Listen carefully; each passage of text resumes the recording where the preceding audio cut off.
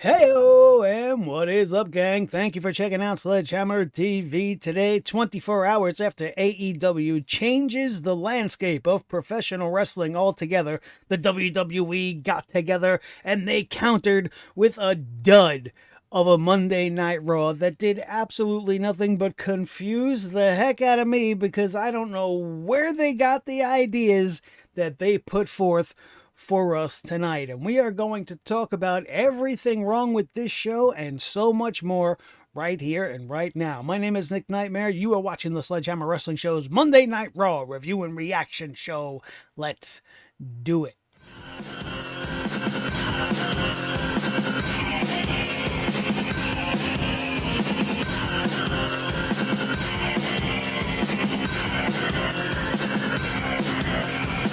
Sledgehammer Wrestling Show.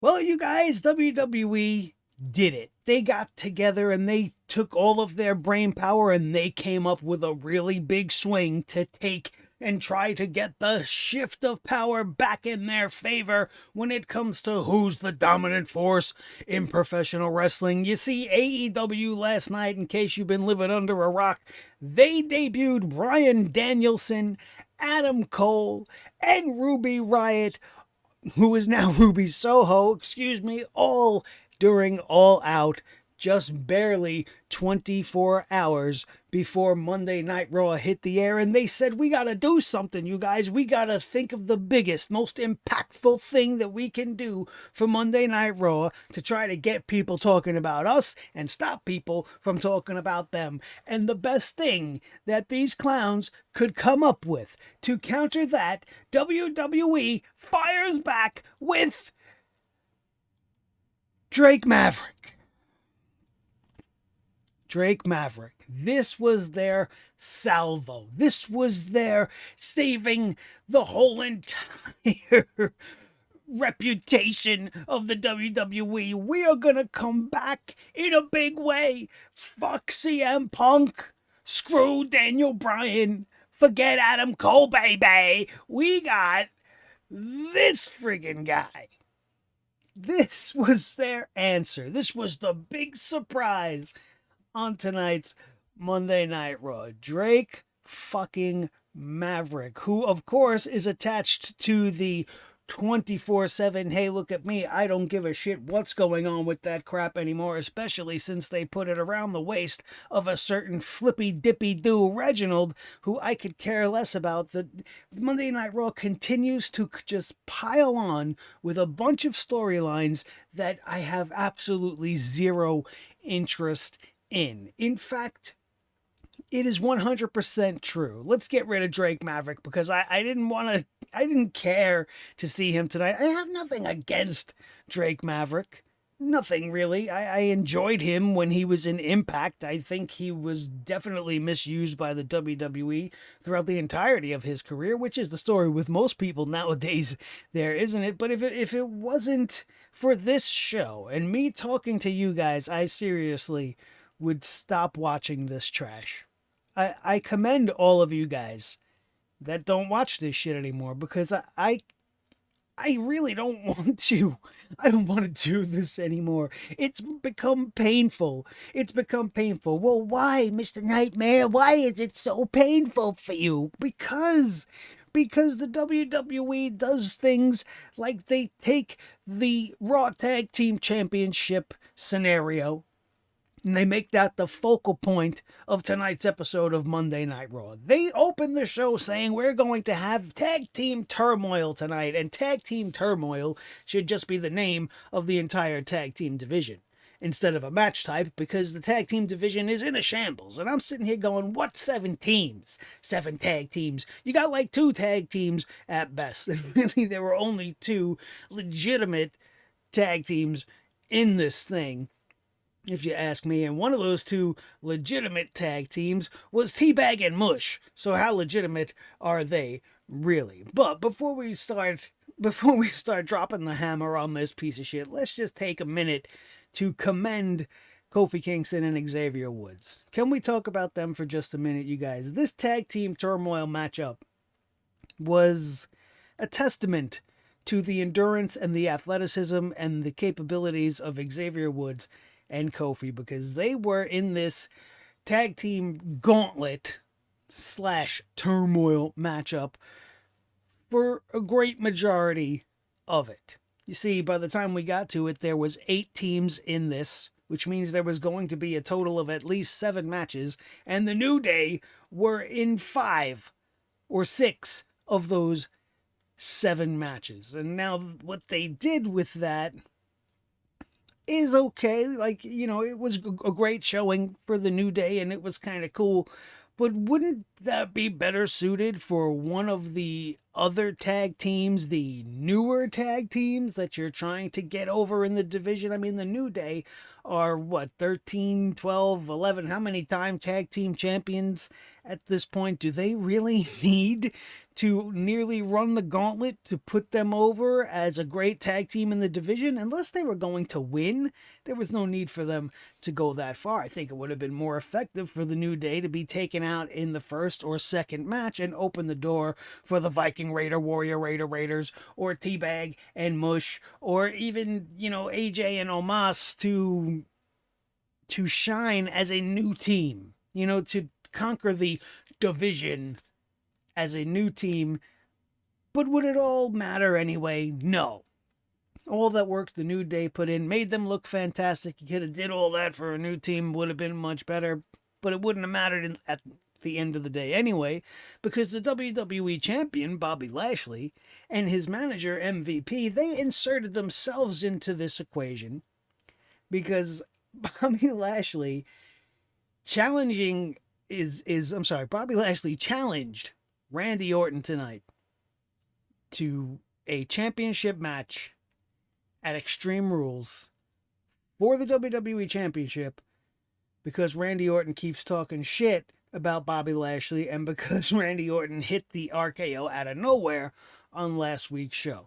That's something I could kind of get behind. I don't mind seeing Bobby Lashley versus Randy Orton. That would be a great feud. But when you're so lacking in creativity and you're so inept at creating television that you have no choice but to intertwine the World Heavyweight Championship storyline with the tag team storyline, you're just jumbling everything all together into one segment, and it doesn't really make much sense. Now, when you look at it, you might be confused as to how it doesn't make sense, because obviously they're trying to set up the feud between Lashley and Randy Orton, right? But by having Randy being the tag team champions with Riddle, that should be its own totally separate thing. They combined these two things together because Lashley and MVP would end up winning the tag team turmoil, which makes them now the number 1 contenders for the Raw Tag Team Championships, and Randy's now the next challenger for the WWE Championship, and it's all very jumbled together. The story's not really coming together all that well, and how does any of this get you excited for anything? How does it make any friggin' sense to do it that way?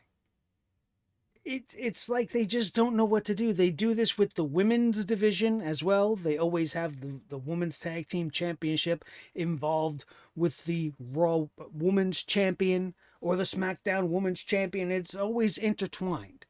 And now Bobby Lashley wants to be a double champion, and he's walking around wrestling with his manager, and you put Bobby Lashley and MVP over the entire tag team division, giving them the next shot at the champions.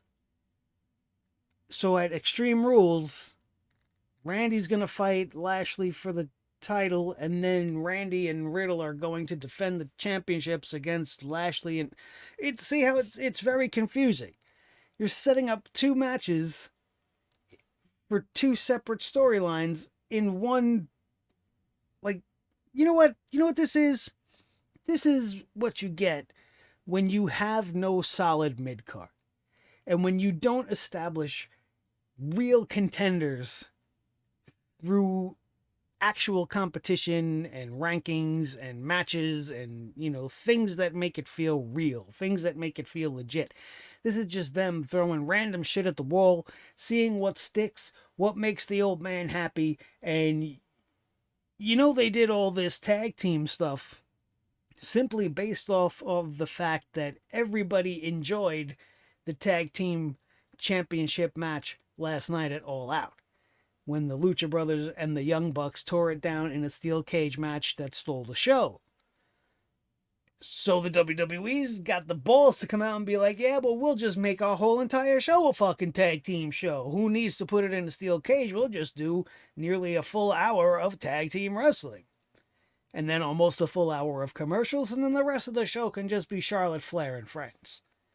Which all fucking sucked. Now, the action throughout this tag team turmoil was very good.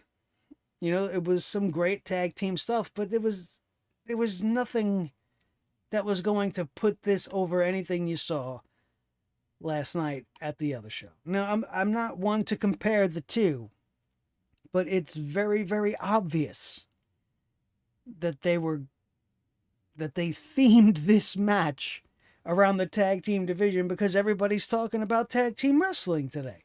And that's all coming from what happened last night. It was just a terrible show. It really was long. It was boring. It was tough to get through. Thankfully, I had an iced coffee to keep me awake.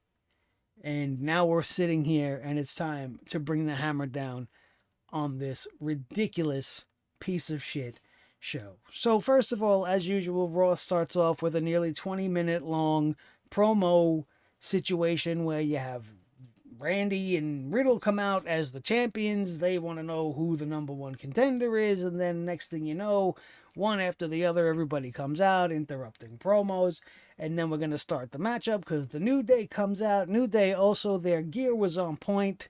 They are dressing up like the Wolfpack version of Hall and Nash from the NWO. I'm really digging the gear. I think they're two fantastic guys, but they definitely didn't need the spotlight shown on them as brightly as it was tonight. Now, the action was pretty good, but the teams do leave a lot to be desired. Raw did also open up with a series of vignettes, pre-recorded promos from each of the teams in the division, and it cleared my confusion up very quickly, but I wouldn't call many of these teams actual teams. So let's get through Tag Team Turmoil. It opened up with the New Day taking on the Viking Raider, Warrior Raider, Raiders, and I thought the Raiders were going to win, because they've only kind of been building them up. They got a couple of good wins on Raw in the last couple of weeks, only for them to fall to the New Day. Bringing me back to my point where, maybe it would have been better for the Raiders to go on and run the gauntlet all the way through. Give them the shine, give them the rub, but they didn't. We got Kofi Kingston and Xavier Woods beating them in a very good match in the opening match of Tag Team Turmoil. That was followed by Kofi and Xavier taking on Jinder Mahal and Veer and Shanky. Now, Jinder and Schmier were the team of the night. I don't know why they're not teaming Schmier and Stanky. Isn't that the whole point? Or does Vince just love Jinder Mahal so much he's just got to fucking get him involved? And I wish he wouldn't. I would be much more accepting of this whole scenario if Jinder was on the outside and he let his giant version of the Bollywood Boys do their dirty work as a tag team, like the Authors of Pain or something like that. Maybe you could have got these guys over at the expense of Jinder, but you're not even letting them be a tag team, which is where they almost obviously should be, right? But no, let's team Jinder with Schmier. Does it matter? No, because Kofi and Xavier took care of them fairly quickly. Goodbye, Jinder. See you next Monday. Hopefully not. Keep your Schmiers, keep your Stankies. We don't need you. This was followed by the Loser House Party, who came out and was actually very entertaining. It was very fast-paced, It was very exciting, some really good offense, which is some of the stuff you're used to seeing from these guys. And again, Xavier and Kofi put them over like gangbusters. Woods was the workhorse in this match. He took a majority of the beating. He was also the guy getting most of the pinfalls throughout the entirety of this thing for the New Day, even though Kofi did do a lot of damage on his own, not taking anything away from him. But Woods was the man in charge during this thing, and he would end up pinning Grand Metalik as Kofi Kingston held Lince Dorado on the outside, and they would advance once again, only to be greeted by Mush and T-Bar of Retribution, which once again I thought they were going to be out here. I thought maybe, all right, this is where Vince is going to let Retribution, T-Bar, and Mush, they're going to get their moment right now. They're going to take out the New Day after the New Day took out most of the garbage in this turmoil matchup already. But I was wrong there as well. Kofi and Xavier found a way to get past the bigger, stronger team. It didn't really last very long. And of course, they won with the most dreaded move in all of sports entertainment, the roll-up. The roll-ups. When T-Bar gets rolled up by Xavier Woods. And they were very pissed off about this. Obviously. Because they're such dirty heels with their stupid makeup and their ridiculous looking outfits and stuff, which, that's what WWE does. They dress you up like a clown and then they throw you out there with these ridiculous storylines and they say, sink or swim, kid. So here they are, and they're playing the heel. So of course they attack the New Day after the match. Mansoor and Mustafa Ali were going to be the next team. Of course, the newest, most randomly thrown together team that they could think of. They're part of this tag team turmoil matchup. They were going to come out for their match. They are getting assaulted as well by Mace and T-Bar. They're just wrecking everything, which causes Sonya Deville to announce that they're going to give the New Day and Mansoor and Ali a chance to recuperate, since, it's not fair that they got beaten up by T-Bag and Mush, which is ridiculous. Now, I understand you're asking, especially because you have the New Day almost running the gauntlet, you're asking these guys to wrestle 6 consecutive matches. Now, not every match was 10 minutes long, but, that's a lot of work for these guys to do, and they wanted to give them a break, and this was the way that they found to give them a break and take their opening segment, which might have got you hooked, and extend it to the main event segment of the evening. Which, while that is a great tactic for the show, business-wise, because if you got everybody excited about the turmoil match, you think it's so great, you put it on pause, and then you say, we're going to come back to that later, you might have people stick around. The problem is everything you put in between probably made most people turn it off and go away.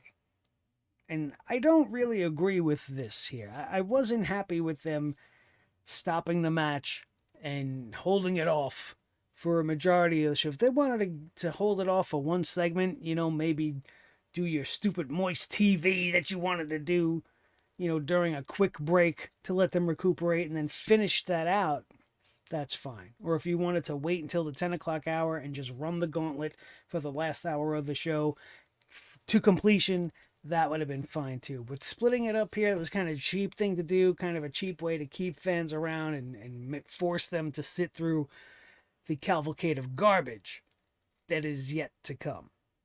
Now, I might be being a little hard when I say cavalcade of garbage, maybe only when we're referencing this next match, which is Sheamus and Drew McIntyre going one-on-one to decide who will definitively be the number one contender for Damian Priest's United States Championship belt.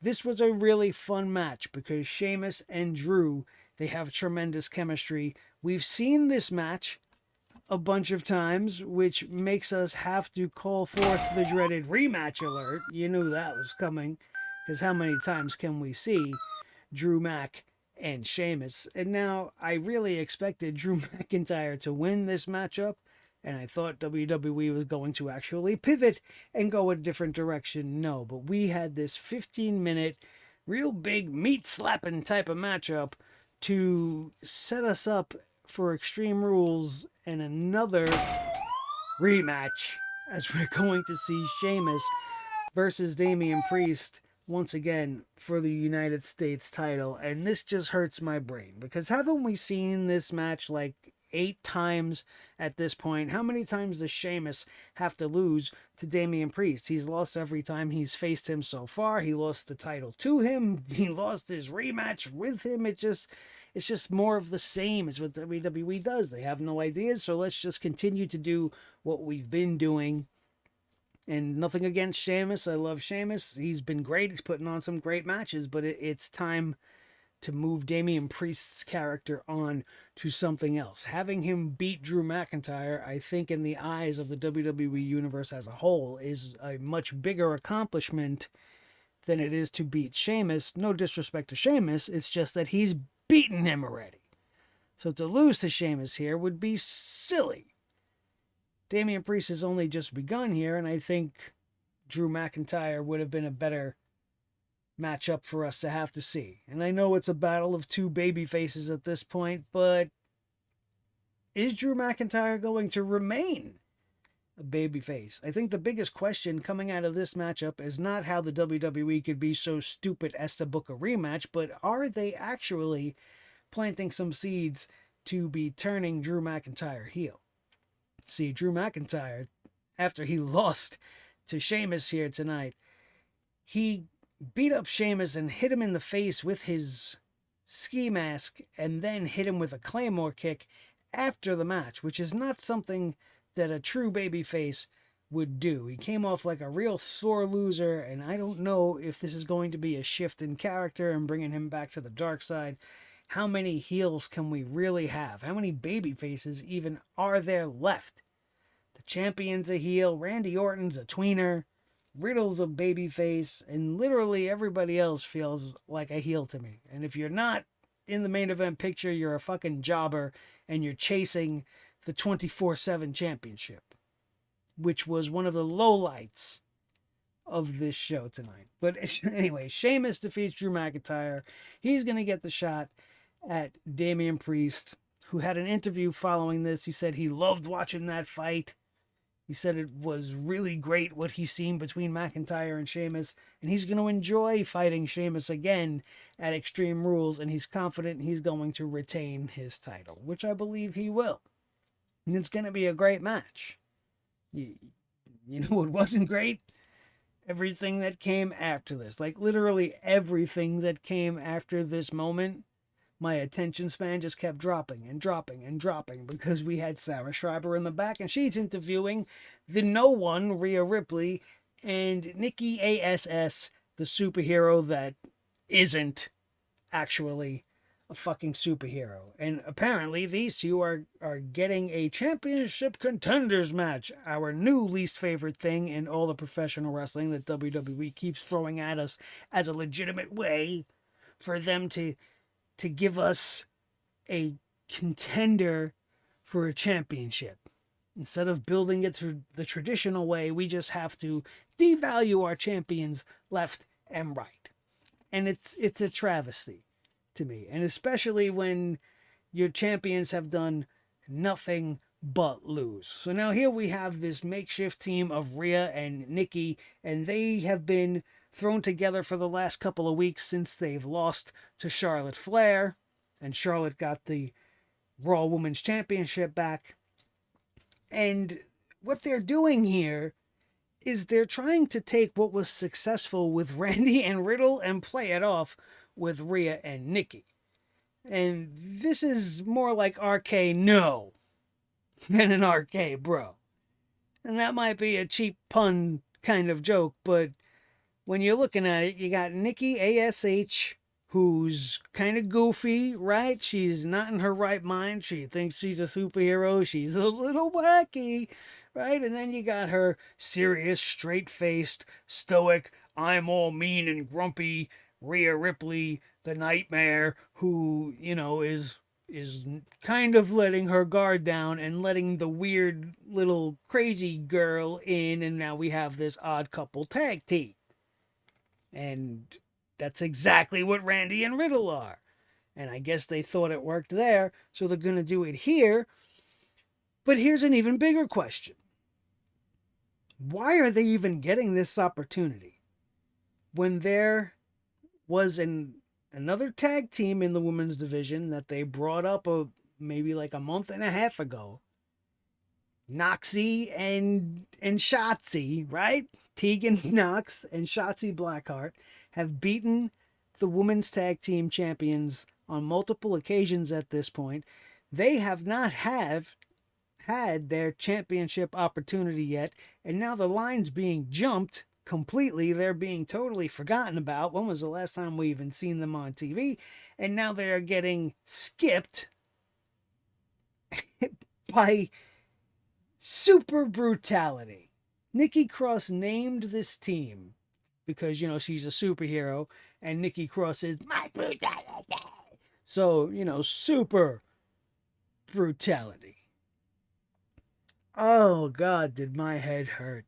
Did my head hurt. And watching all of this just made me feel stupid for being a wrestling fan, and nothing makes me more angry than when the WWE makes me feel stupid for liking this shit that I've loved for over 30 years that has now become just the bane of my existence. Completely lacking all logic, all care. It's just trash. It's trash. And then, of course, they follow it up with Rhea Ripley and Nikki ASH defeating the women's tag team champions Natalya and Tamina in a decent match. I mean, I'll give them credit. It wasn't the worst match the girls have had. Tamina and Natty have been pretty good in the ring. It's a shame it doesn't show because all they've done since become champions is fucking lose. All they've done is lose. And it's terrible. No reason to care. If the champions just keep losing and losing and losing, what do you think's going to happen? Oh, that's right. Since they lost so much, they'll retain the championships at the pay-per-view and then continue to lose every week in order to establish new challengers and round this ridiculous circle we keep going. You want to talk about ridiculous? We got to talk about Moist TV. We are finally getting a John Morrison singles push minus The Miz, but it's certainly not the way any of us had hoped it would be going. You see, John Morrison turned babyface just a couple of weeks ago, and since then he's been squashed by Omos, and now this week he gets squashed by Karrion Kross. And to make it even worse, they had to have Moist TV, where John Morrison was just doing his very cringeworthy comedy full of wet, watery puns that weren't really landing.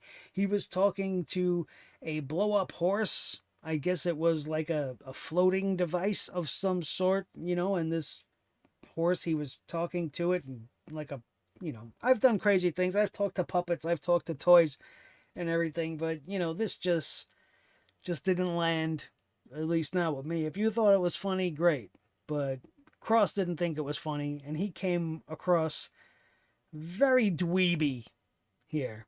He didn't come off as imposing or scary or intimidating. He sat there in a suit. He kept making weird faces, and Morrison asked him a couple of questions, and he was like, "Well, John."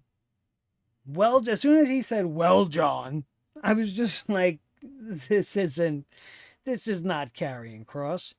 Karrion Kross wouldn't have said two fucking words. He would have just sat there, let John Morrison talk to himself, and then beat his ass. Why not have Karrion Kross destroy Moist TV in its debut episode?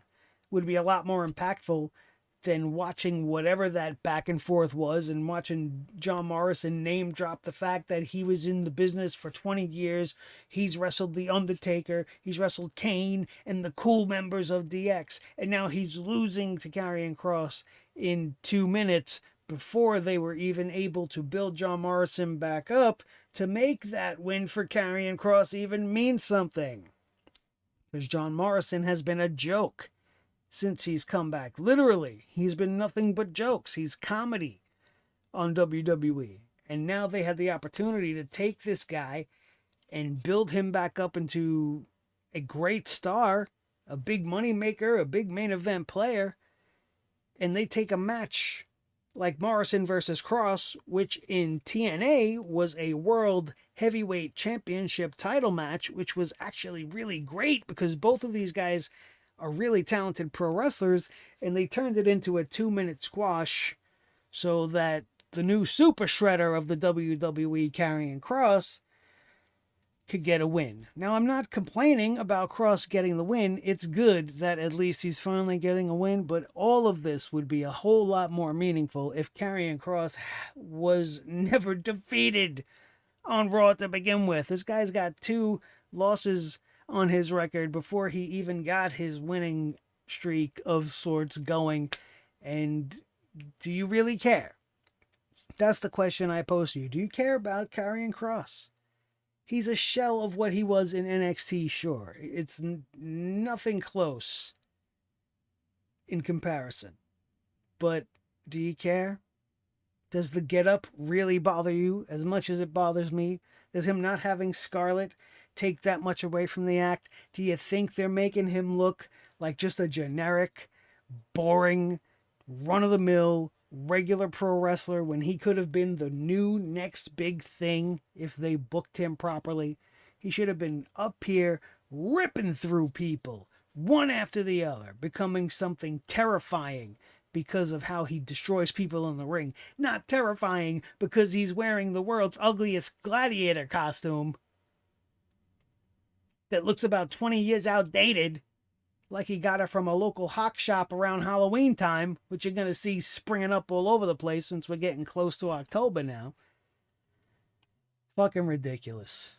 Ridiculous. And the shit just keeps on coming, because then we get an interview with Nia Jax. We had an interview earlier with Charlotte Flair, but, you know, there was nothing there to even reiterate. She just talks about how she's the best and she's getting her revenge on Nia Jax for this real out of nowhere loss the champion suffered last week. So Nia Jax comes out and she gives the world's worst promo with absolutely no energy in her voice. I feel like she was half dead. Almost like she didn't want to do it. And she just sat there delivering her lines. Just, Charlotte thinks that she's the queen, and she was just very blah with no oomph, no character there. It's just a woman reading lines. Nothing to it. There was also nothing to this match between Charlotte and Nia, and while I will give them credit saying it was a better match than last week, that's not a very high bar to go by. The match last week was a train wreck of a match. This week at least had some semblance of actually being a match. The problem here is that they decided that we weren't going to have a clean finish. We were going to have a distraction finish. Shayna Baszler was out there and she was actually causing issues for Nia Jax, her partner, throughout this match. It led to her being distracted long enough for Charlotte Flair to deliver the natural selection from the top rope, pinning Nia Jax, retaining the championship, and doing away with her once and for all. Now, the one silver lining from this dark cloud that we could take with us is the fact that it seems like they're finally, as The Rock would say, going to break up Nia Jax and Shayna Baszler. That's great. That is good news. The bad news is, in order to complete that step, we are probably going to have to sit through a number of insufferable Shayna Baszler versus Nia Jax matches in the near future. Now, while this was happening, while this match was going on, there was a couple of interactions between Charlotte and Nia Jax where I was actually sitting there going, you know what? Yeah, I'll take this. If you're going to take Nia Jax, remove her from Shayna Baszler's whole entire world, and we can get a serious, more dominant, more devastating version of Shayna Baszler, the Queen of Spades version of Shayna Baszler versus the Queen of the WWE, I'm in for that. We haven't seen that done to death. We certainly haven't seen it done with a better incarnation of Shayna Baszler, and I would have been all for that. But by the time this thing wrapped up, it was clear to me that's not the direction we were going. Because, yeah, we're getting the split up of Nia and Shayna. Good. We're going to have to sit through those matches. Bad. But to make it worse, after this matchup, while Charlotte Flair was celebrating, Alexa Bliss showed up on the Titantron, and she started talking all cutesy and whatever, and she wants to come out and play with Charlotte Flair, and she wants to know if Charlotte has a robe, and so Lily can try her robe on, and blah, blah, blah, blah. And she wants to invite Charlotte to the playground. And Charlotte's like, no, I'm not coming to the playground. So then Alexa's like, well, then I'm going to bring the playground to you. And all I can hear in my head is the word playground over and over and over. It reminded me of that song from A League of Their Own that Madonna sang that you heard 1,000 times that summer that it came out, because all you hear is playground, playground, playground, playground, playground. I might be exaggerating a little bit for comedy's sake, but hey, the word playground was probably said about 37 times in 2 minutes between these two girls. And in any case, Alexa Bliss makes the lights go out, because she's the new Fiend now. And then she pops up in the middle of the ring holding Lily. Charlotte's like, what the hell do you want? And Alexa points to the championship. And Charlotte's like, you want a shot at this? This is what you want? She's like, you want a title match? And the crowd was like, yeah.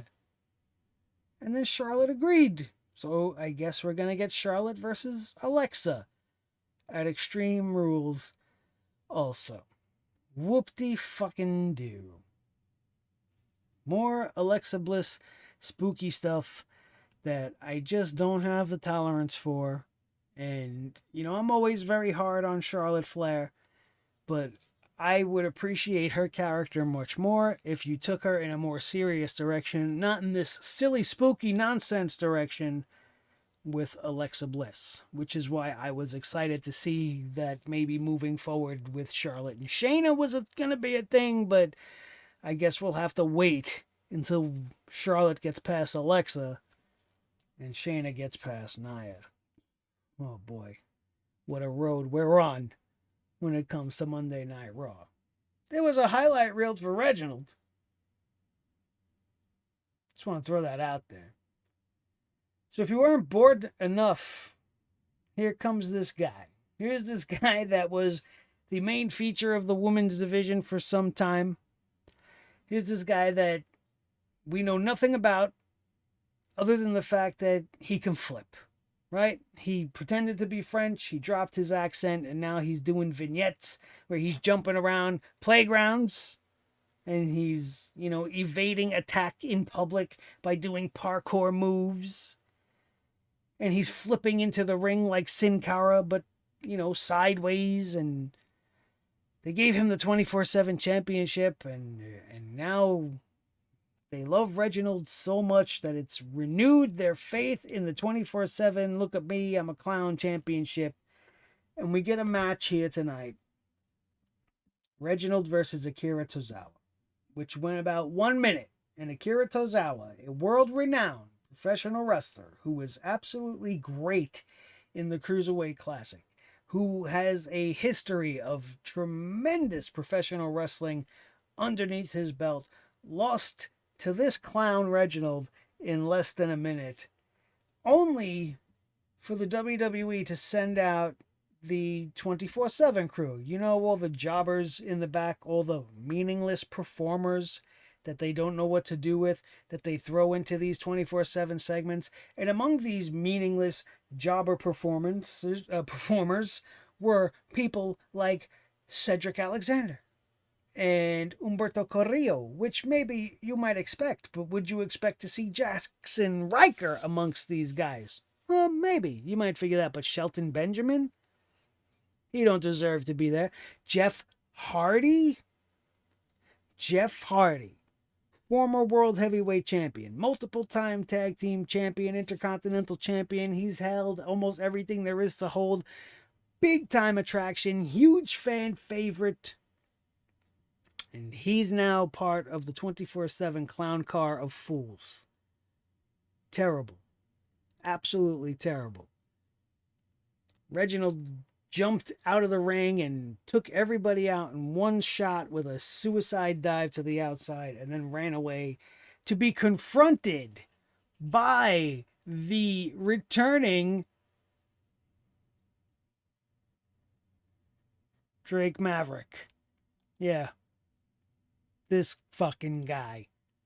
This was their answer. This was, let's do this. Let's do this big thing tonight. Let's have a superstar return that nobody's going to expect.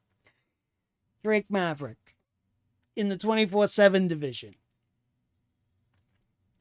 that Jeff Hardy is now a part of. This is the WWE in 2021. We then got an interview from Doudrop, who complained about everything Eva Marie has done to her. Eva Marie was not there tonight. Thank God. We got a break from that. But Doudrop said the evolution was more like an Eva dilution, and now we're going to have the Doudrop-olution. And, you know, not everything needs to have a phrase. I mean, Doudrop-olution doesn't even fucking work. Give her her own thing. Not everything could be an evolution. Evolution, evolution, Doudrop-olution. It doesn't fit, doesn't work, doesn't roll off the tongue. There's no alliteration to it. We're not Drew-dropping. We're Doudropping Eva Marie. How come I could come up with shit and they can't? This show is fucking terrible. Then the tag team turmoil would continue. We had about 25 minutes left in the show, and we picked this thing up right where we left off. Kofi Kingston and Xavier Woods defeated Mustafa Ali and Mansoor in a decent back and forth, but the miscommunications continue between Mustafa Ali and Mansoor, which is what really cost them the match in the end. Xavier Woods, a springboard elbow drop, once again gets the pin for his team. But now, regardless of the hour-long break that they had in between matches, there was no way they were going to be able to overcome AJ Styles and the Giant Omos. Styles and Omos worked them over pretty damn good and end up getting the win in the end, which finally eliminated the New Day. But as much as I feel like that spot should have gone to somebody else, you have to give them respect and credit where it's due, and Kofi and Xavier put on a hell of a show tonight. Two tremendous athletes. Great job, boys, and thank you for what you did tonight in that ring. I just wish it was done in a better way for all of you teams involved. That's it. I gotta keep it honest. As much as I respect what they did in the ring tonight, it shouldn't have been them. Should not have been them. Everybody knows and loves the New Day. We know their capabilities. They don't need to be winning matches like this unless it was going to make them the number one contender when all is said and done. Otherwise, I think this was a big fail. And then, even though I would not have wanted to see another rematch between AJ and Omos versus RK Bro, I think that this was the wrong move as well, having Bobby Lashley and MVP come out and defeat AJ Styles and Omos. I mean, there were some interesting things in this tag team matchup that's going to probably reverberate as this story continues to play out. Bobby and Omos in the ring at the same time seemed to really kind of get the crowd into it, you know, made it intriguing, like what was going to happen here, but nothing really went according to plan, and Bobby Lashley and MVP ended up winning this. I almost didn't care. I wasn't really paying attention because you kind of knew, right? You knew, and you had Randy and Riddle out there the whole time, so you knew there was going to be a confrontation before all was said and done, and that's exactly what happened here. It was weird because the crowd started to chant for Bobby Lashley as he was in the ring with Omos. Obviously, like I said, this whole scenario is very confusing. If you're a casual fan and you're just tuning in, you're probably not sure who to cheer for, who to root against, and even us hardcore guys are having a hard time following along, so don't feel like you're lost at all. But this all ended up with Lashley getting the win for his team. Omos would then give Lashley a big old tree slam, they're calling it.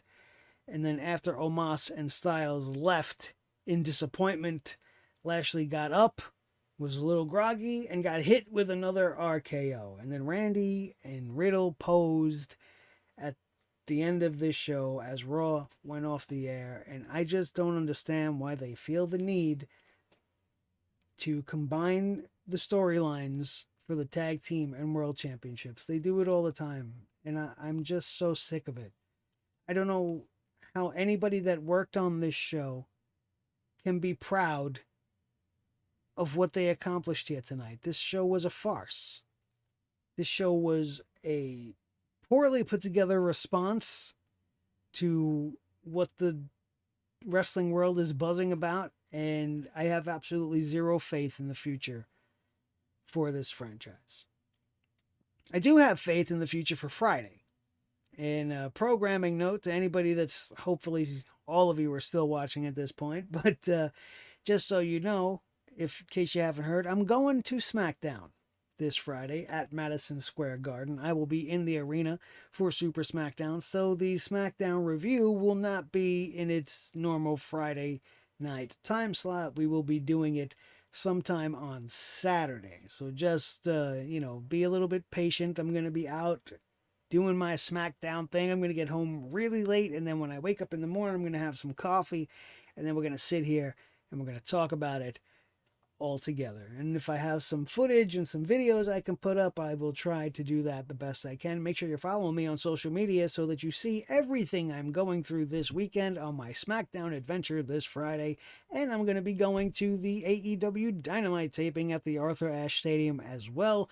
So it's kind of worth it to follow me on those other things because, I got some pretty cool stuff lined up for you guys to come aboard and see. Thank you guys all so very much for being here with me once again. Don't forget to check out our sponsor, BarkBox. You can get our exclusive deal where you can get a free box when you sign up for a multi-box deal. You can get one free, and it's on us here at your friends at Sledgehammer TV. All you got to do is go to barkbox.com/SledgehammerTV. Check out the deals. See if it's for you. Your dog is going to love you for it. My dog loves me. He loves his box. He's looking forward to his next box, which we should be getting soon. Our first box was a WWE box, and it was fucking fantastic. And you could take advantage of our exclusive deal.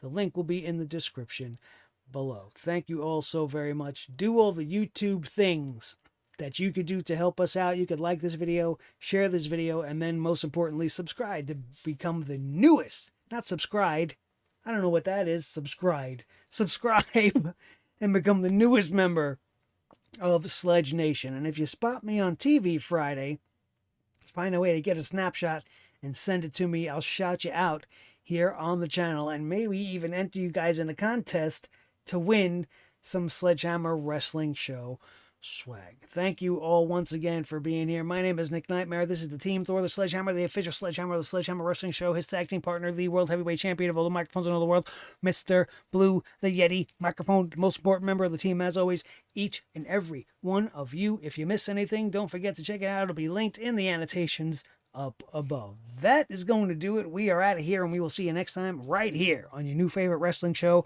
the Sledgehammer Wrestling Show, only on Sledgehammer TV right here on YouTube.com. Boom. Thanks, Vince.